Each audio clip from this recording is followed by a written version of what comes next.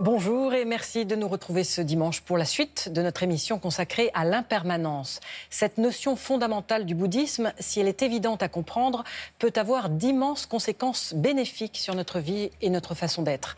En effet, à condition de l'éprouver à travers la pratique, l'impermanence mène à la cessation de la souffrance. C'est l'un des enseignements clés du Bouddha.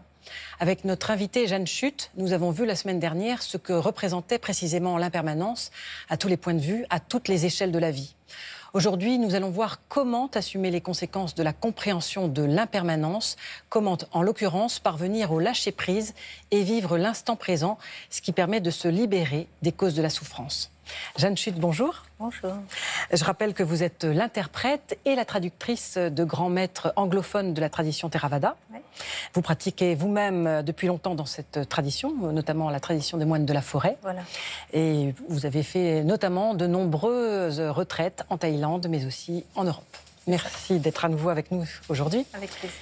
Alors, comme nous l'avions vu la semaine dernière, ce qui est très étonnant avec l'impermanence qui se manifeste partout autour de nous, c'est qu'elle nous surprenne toujours. C'est vraiment la grande illusion. On essaie de se faire croire que les choses vont durer.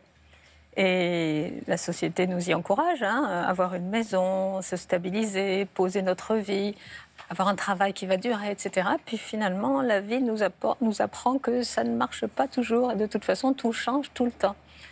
Donc, c'est la grande illusion. Mais en même temps, il faut savoir que quand on se libère de cela, c'est un pouvoir libérateur. C'est ce que dit le Bouddha. Voyez les choses telles qu'elles sont et la vérité vous apportera de la joie.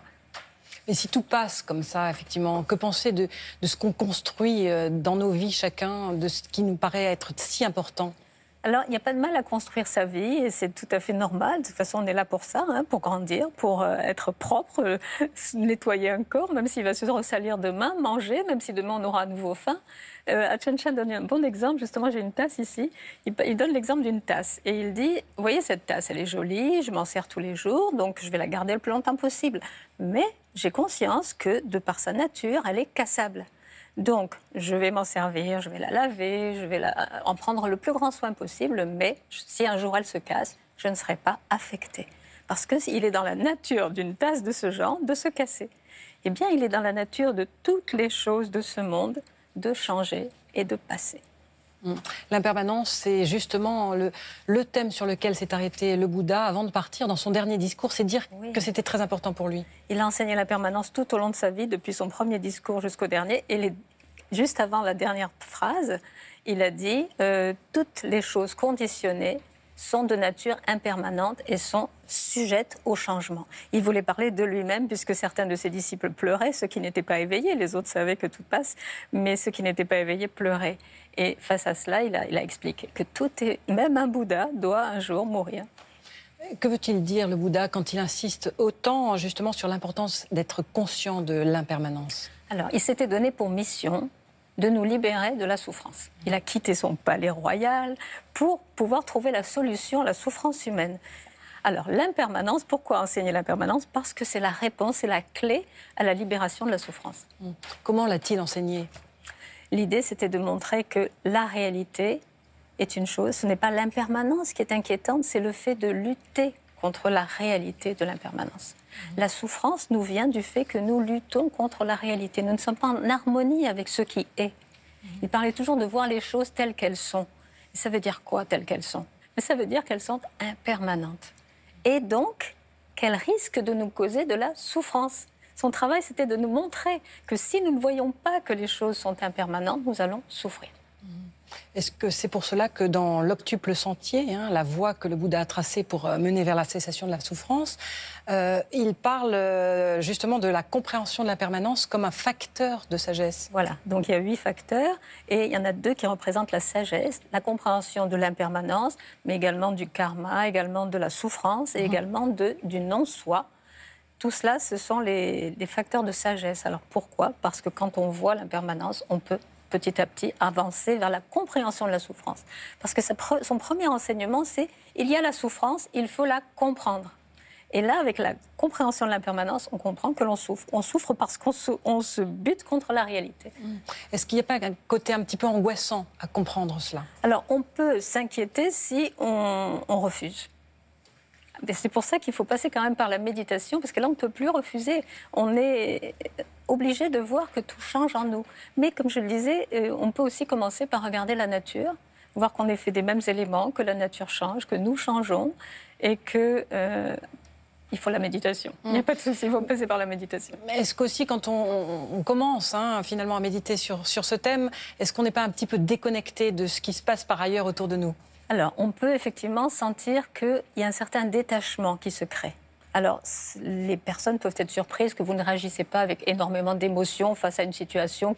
Donc, vous pouvez vous sentir un peu différent. Mais je pense qu'à un certain moment dans la vie, surtout quand on s'est engagé sur le chemin de la méditation, un chemin spirituel peut-être de manière générale, il faut aussi savoir ce que l'on veut. Est-ce qu'on veut continuer à souffrir avec tout le monde ou est-ce qu'on veut voir un petit peu plus clair en voyant la réalité des choses et peut-être à ce moment aider ceux qui souffrent, tendre la main à ceux qui souffrent. Et ça ouvre le cœur aussi de savoir qu'il y a une autre façon de regarder la vie. Et quand on voit les autres souffrir, on peut tendre la main. Précisément, comment passe-t-on de la compréhension de la permanence à la fin de la souffrance? Ça se fait très naturellement, en fait. On commence à lâcher peu à peu les attachements. On accepte les choses comme elles sont. On prend la vie comme elle vient. Ça se fait tout seul. On voit la cause de la souffrance. On voit que la cause de la souffrance, c'était effectivement parce que nous résistions à la réalité. L'enchaînement se fait tout seul. Mais on arrive peu à peu à voir que finalement, qu'est-ce que je suis, moi, là-dedans, si tout passe? Il n'y a que des processus en mouvement. Le sang coule, l'ensemble du corps vieillit, exactement comme la nature autour de moi. Et je me dis, mais je suis quoi, moi, finalement? Donc là, à nouveau, un questionnement que il n'y a que la méditation qui peut y répondre positivement. La méditation qui mène au lâcher-prise. Mais est-ce que ce lâcher-prise rend meilleur ou plus heureux?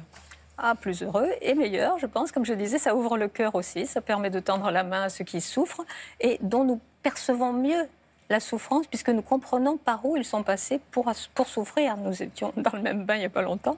Et donc, ça nous permet nous sommes plus heureux et nous sommes meilleurs, je pense, dans ce sens-là. Qu'est-ce que la méditation de l'impermanence selon les paroles du Bouddha? Alors, le Bouddha a donné beaucoup d'enseignements. Oui. D'ailleurs, dans le livre de Bhante Gunaratana dont nous avons parlé, il y a plusieurs méditations sur la perception de l'impermanence. Mais l'une des premières qu'il a données, c'était sur l'impermanence des 5 agrégats, c'est-à-dire ceux qui composent ce corps et ce mental. Le corps est l'agrégat de la forme, le mental a 4 agrégats, les sensations, les perceptions, la conscience sensorielle. Et donc tout cela change tout le temps. Le voir en permanence, voir que tout ça, ce sont des processus en changement permanent, va nous faire prendre conscience que il n'y a peut-être rien de fixe dans cette entité. Il y a une très belle image pour cela, c'est l'image de la cascade. Ce n'est pas qu'une image, j'ai vécu l'expérience au pied d'une cascade, une immense cascade autour d'une montagne, un cirque, ça s'appelle. Et je l'avais déjà vue un an plus tôt, cette cascade. J'étais devant, en me disant, tiens, méditer au bord de l'eau. Et puis, je me suis dit, mais cette eau qui est en train de couler, là, c'est pas celle que j'ai vue l'année dernière. Et pas seulement celle de l'année dernière, mais celle de la seconde d'avant et de la seconde d'avant. Et nos processus de vie sont exactement pareils. Tout change tout le temps. Il n'y a pas une personne qui soit la même entre hier et aujourd'hui. Peut-être même entre il y a une seconde et maintenant. Ça commence à devenir assez questionnant, on va dire. Justement, est-ce qu'on touche à la question du non-soi? On touche tout à fait à la question du non-soi. Et c'est pour ça qu'il faut vraiment le voir par la méditation. Sinon, Ajahn Chah disait que ça peut nous faire éclater la tête parce que intellectuellement, ça fait peur. Ou même pas peur, on dit mais non, c'est ridicule. Mais quand on le voit par la méditation, c'est une évidence. Il y a des processus. Ça ne veut pas dire qu'il n'y a pas une conscience qui voit ces processus. Mais il y a des processus. Les pensées, par exemple, elles passent à une vitesse folle. Des fois, on se saisit d'une pensée, on va la ruminer, etc. Mais en réalité, c'est comme un courant électrique, ça va à une vitesse terrible. On ne peut pas se souvenir des pensées que nous avions il y a 5 minutes. Pourquoi nous identifier à une pensée qu'on ne maîtrise pas du tout? Les pensées, les émotions, les états d'esprit changent tout le temps, tout le temps. Donc voilà, on réalise qu'en fait, on n'est peut-être pas cela, on n'est peut-être pas maître de cela, on ne contrôle pas cela. Est-ce que c'est une méditation qui peut être accessible à tous? Tout à fait. Le Bouddha a donné un enseignement qui s'appelle les 4 fondements de l'attention.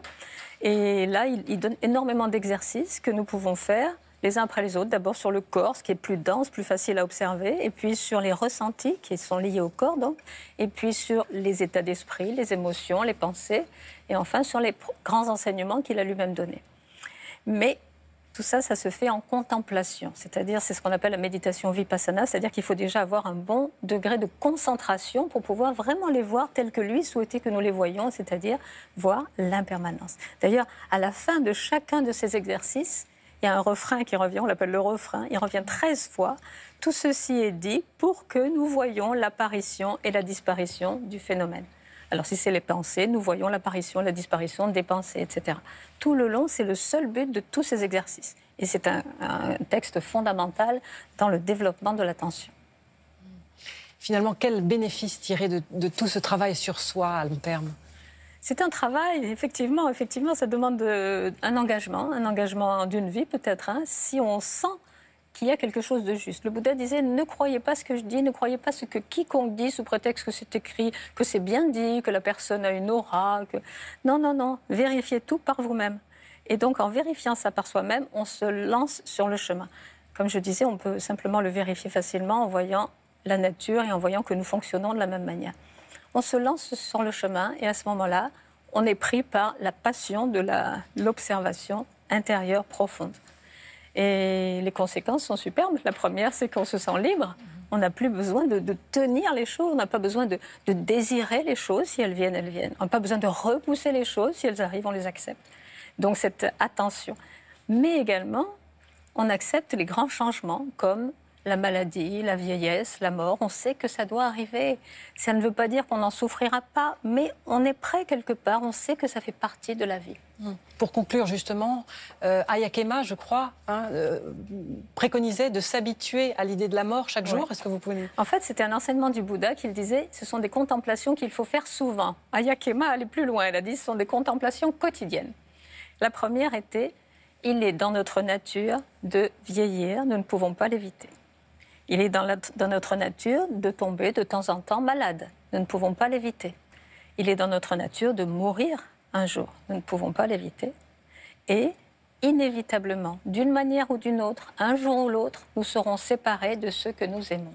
C'est la phrase qui fait peur, mais c'est tellement vrai. Nous pouvons le voir autour de nous. On peut toujours se bercer d'illusions en disant ça n'arrivera qu'aux autres, mais on sait que c'est possible.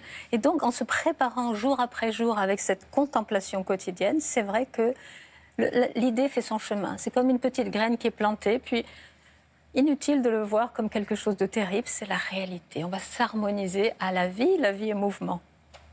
Merci beaucoup, Jeanne Chut, d'avoir répondu à nos questions. Avec plaisir.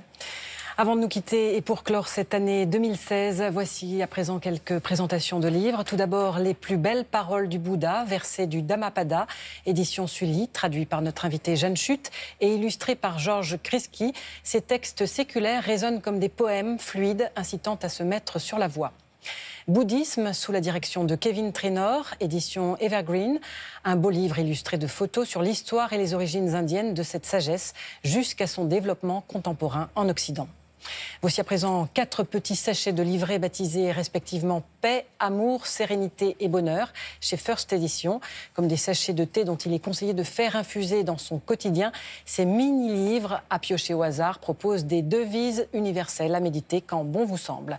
Et puis le calendrier tibétain 2017, édition Médicis, un grand format pour apprécier chaque mois un mandala reproduisant une tenture ou une peinture murale des siècles passés. Cette dernière émission de l'année touche à sa fin. Vous pouvez la revoir sur le site internet de France 2 en consultant plus.fr. Nous avons été très heureux de passer toute cette année 2016 en votre compagnie. Nous vous souhaitons beaucoup de bonheur et de joie pour ces fêtes de fin d'année, à commencer par Noël aujourd'hui. À l'année prochaine et merci.